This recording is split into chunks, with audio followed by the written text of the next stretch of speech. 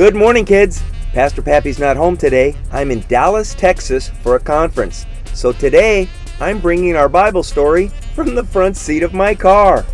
Last Tuesday, we finished our curriculum entitled Listen from the Bible Engagement Project. And now in the fall, we're going to begin another series from the Bible Engagement Project that's entitled Learn. But that leaves the entire summer without a Bible story. Not to fret. Pastor Pappy has a plan. Has anybody ever seen these guys? And Doug. Limu and Doug is a series of commercials about how to save money on insurance. This summer, Pastor Pappy is going to take us through a series of 8 statements that Jesus made in the Gospel of Matthew. But I'm not going to do this study alone. You're going to learn about the Beatitudes from Pastor Pappy and Doug. Well, not that Doug. My Doug likes to be called Douglas. Here he is. What does it mean to be poor in spirit?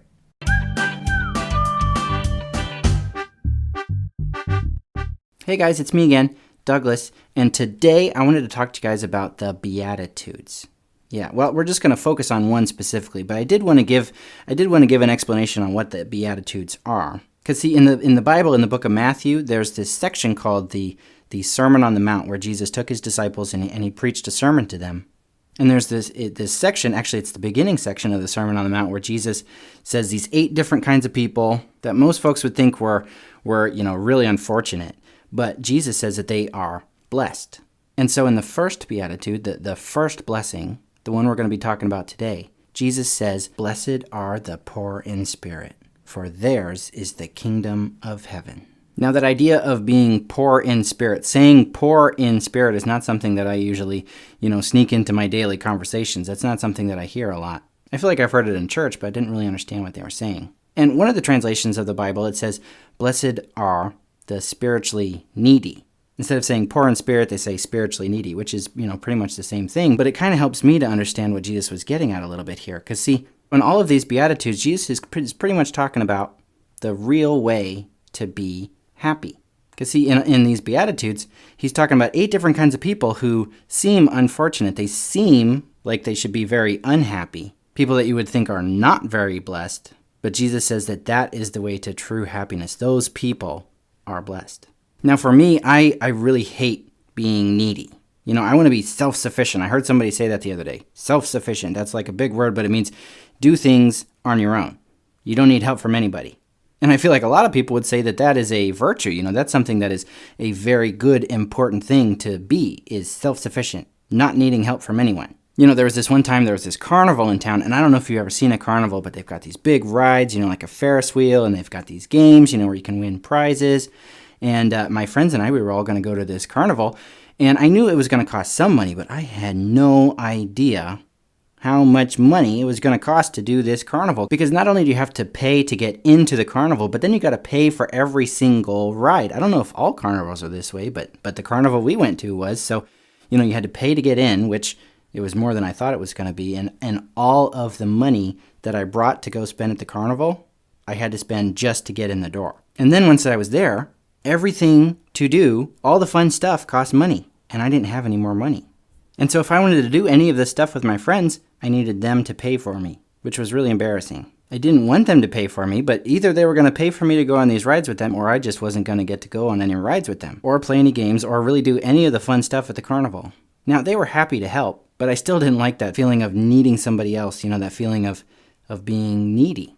Now, the truth is that we are all spiritually needy, right? We all need God. But I think for a lot of people, that feeling of being needy, that feeling of needing someone else, that feeling of being, spiritually poor is uncomfortable. We don't like that feeling. We want to be able to do everything on our own. We want to be self-sufficient, but we all need God. And so if you aren't spiritually poor, if you aren't spiritually needy, if you aren't the poor in spirit, then you're trying to pretend that you don't need God. And that might make you feel a little bit better for a little while, but that's not the way to true happiness. Jesus says, "Blessed are the poor in spirit, for theirs is the kingdom of heaven."